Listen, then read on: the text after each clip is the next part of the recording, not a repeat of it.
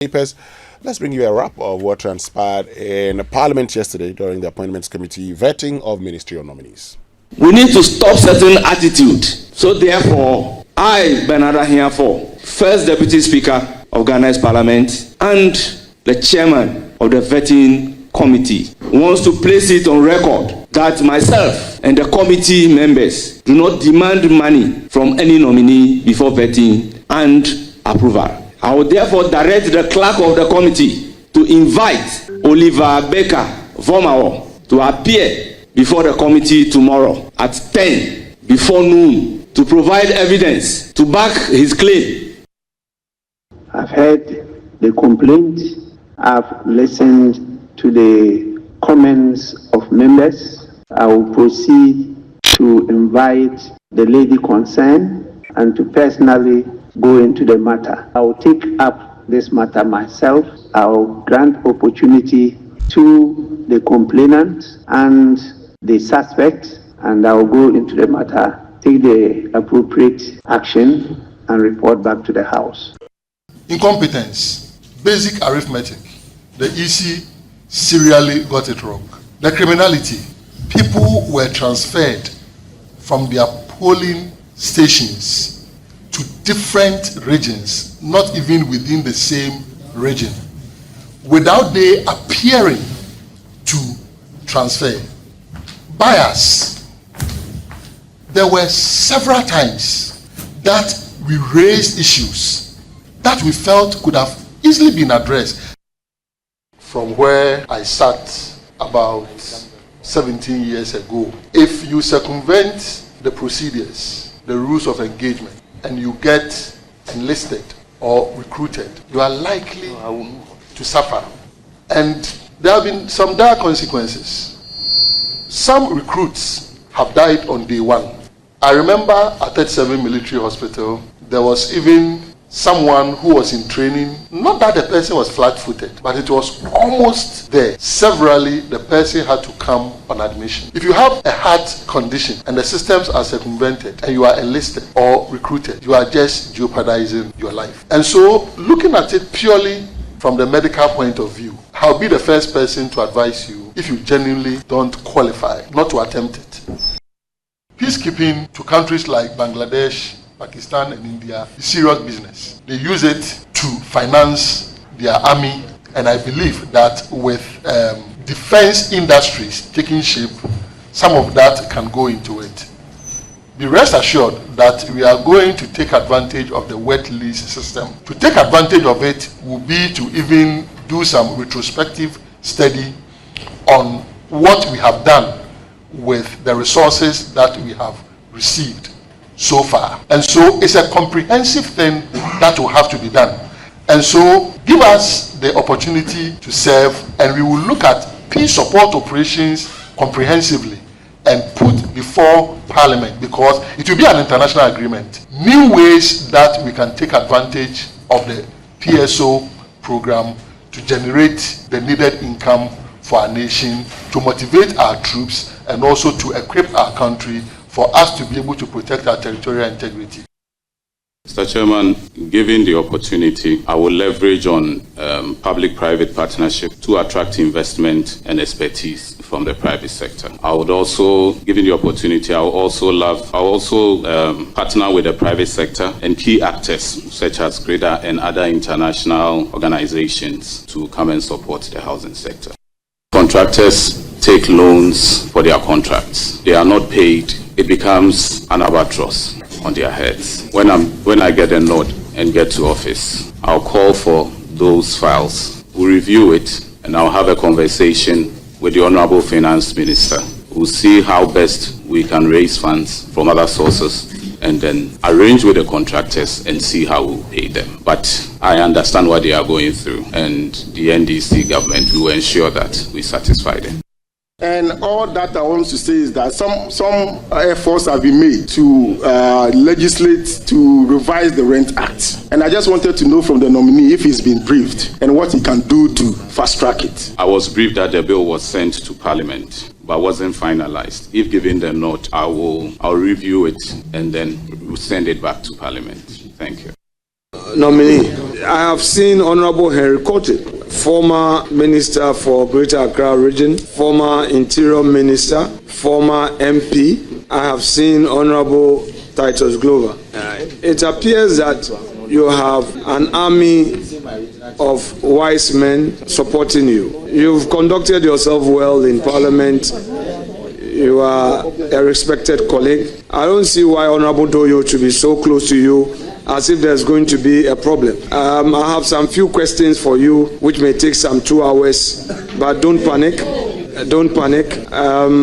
By your good conduct, I'm sure we will reserve those questions for another day. Congratulations. I don't have the power to discharge you, but I'm sure Chairman is going to discharge you. Honorable Minister nominee, you will surely hear from the committee. You are hereby discharged.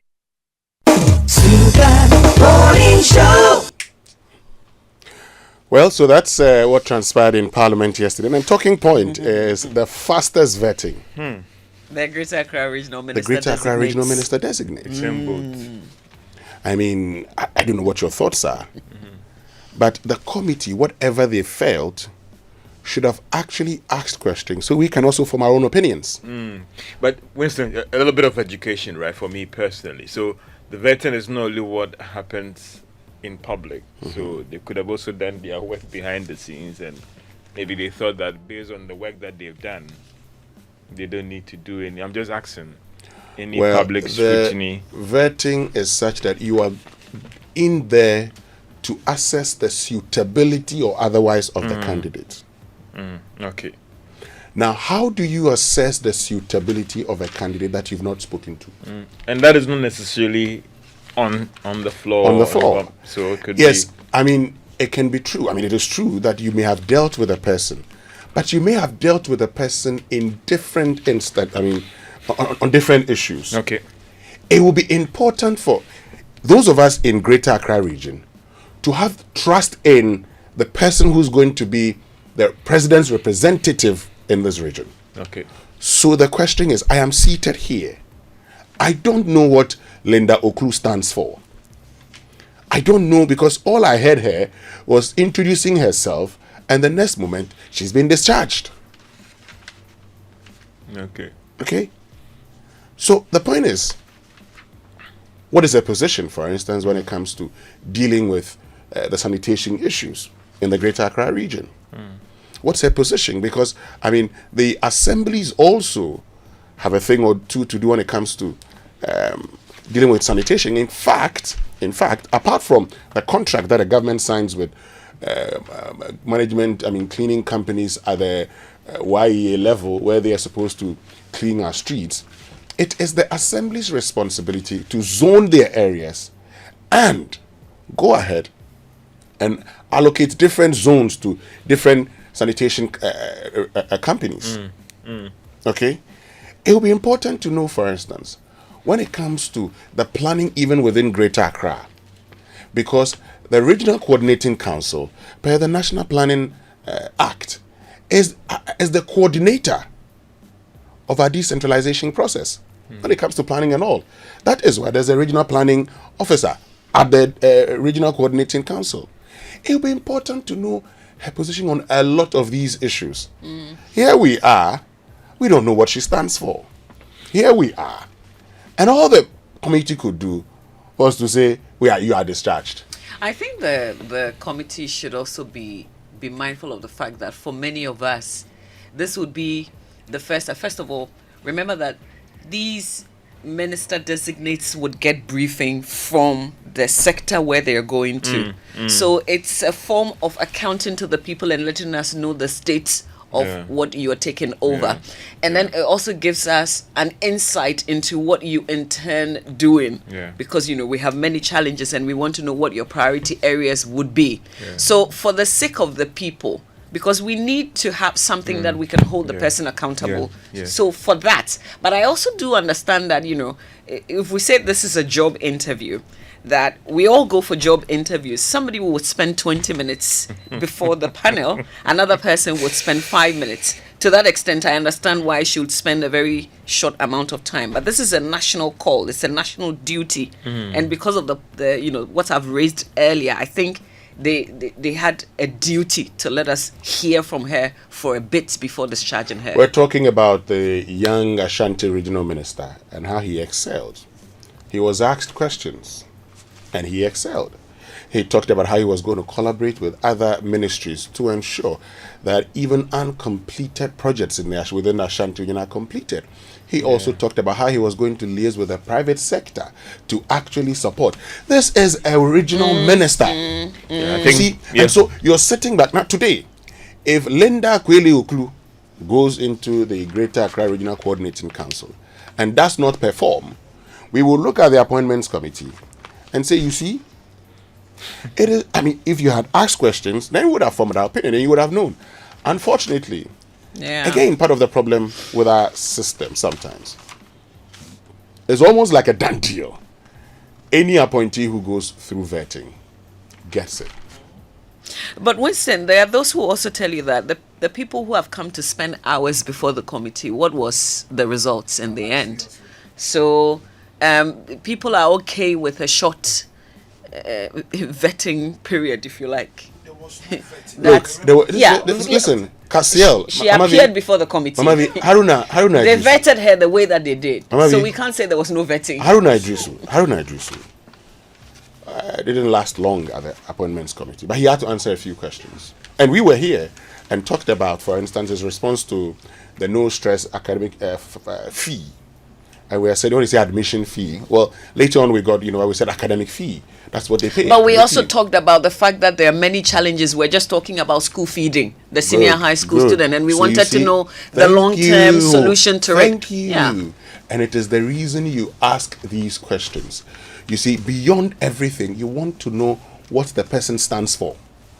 I don't know what she stands for. I totally agree with you. I don't know what she stands for. So, the minister in the region where I am domiciled, I don't know what she stands for. Okay, I don't know what she stands for. I think that the chairman of the appointments committee should be reminded that all media houses basically in Ghana picking the vetting. And Ghanaians are interested. And it happens everywhere. I mean, when it comes to appointment, even in the U, I mean, most of the networks are picking it live. So citizens are interested. They deserve to know. So it's not just to your satisfaction as a I get you. committee, but also satisfy the people, the citizens, that these people will be serving. And Parliament is actually a representation of the people. Yeah, and it's true. There's a school of thought that believe that we also the public needs to know what the person stands for. Maybe they forgot about that for a second. So we are reminding them. Let's get into the papers. Let's get into the papers. I've got the Daily Graphic newspaper, if you don't mind, George. I'll start with the Daily Graphic. Opuni Agongo freed. Mining Support Association commits to responsible practices. Military deployment will be restricted. That's according to the Defense Minister designate. PPP's key to infrastructure deficit. That's Vish Ashiagbo, and that's from the breakfast meeting that you facilitated yesterday, Winston. Senior country partner at Price Hotel. Exactly. BEC back to pre-COVID June calendar. Please take notes if you're a parent and your child is, about to write the BEC this year. Also, I think senior high schools. The story is somewhere. Let me get a bit of the details. So it's slated for June 9 to 16, 2025. And then WASI will also be taking place from August 4 to September 19, 2025.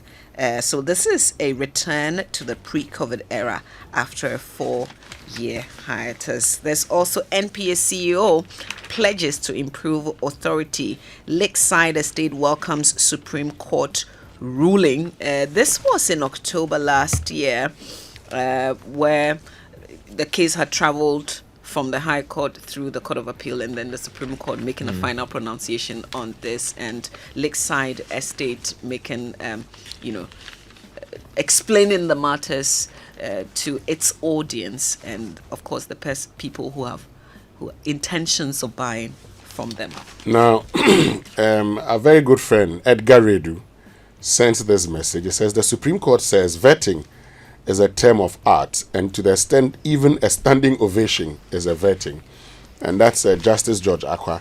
in the J.H. Mensah and Attorney General case. I think it should be around 1997 when the then minority was fighting that reappointed ministers be vetted by the Parliament of Ghana. Anyway, let's move on. To the Ghanaian Times lead story, homeless takeover Kwame Nkrumah change poses a threat to the public. What happened? What has happened to our social system, in terms of assisting these less privileged ones in our society? And you may have to grab Ghanaian Times to look at this story. Also, the Appointments Committee summons Oliver Bakavuma over bribery allegations, and we'll see what. That's 10 a.m. today, right? 10 a.m. today, and also Ghana gets to 150. Well, but I have seen. You remember is it the same Appointments Committee that at the point the now majority leader accused that a businessman was trying to influence. He said some people were trying to influence them during the vetting of a particular person. So I think what I got from that story was that there are always attempts from all kinds of sections to try and offer certain things, and they've always stood up to reject some of these offers. So I think that was what he was trying when he appeared on PM Express yesterday to actually have a one-on-one with Blessed Suga. Two other stories: Ghana to get $150 million from the World Bank to improve the energy sector. Dr. Puni Sedu Agongo acquitted, discharged by the Accra High Court, and you want to grab because the state actually is no longer interested, right? It's no longer interested. Yeah, so it's more the state's not interested than whether indeed there's a case to still pursue, right? Oh yeah, so it's the state withdrawing all charges against the persons, and so it ends the matter. Of and course, prosecution is always by the state, right? An individual cannot push that. No, this is criminal prosecution. Oh, okay. So yes, it's the state versus the persons. Okay. I'm just curious. So this case went through trial, and ongoing actually. It's actually ongoing, and at a point, the judge who was on the case felt there were questions to be answered. Mm-hmm. Yes, because they had opened their defense. Okay. So the judge feels there are questions to answer, but the state now says they're dropping all charges. Did the state provide any reasons for the decision to drop the charges? I'm just curious. I just would want, further and better particulars here. Yes. George is checking, but typically no, because I don't know what George will discover from that. I wasn't in court. I haven't been following. In the meantime, let's go for the online. But I think there will be an opportunity. People would raise legitimate questions, and they can ask the office.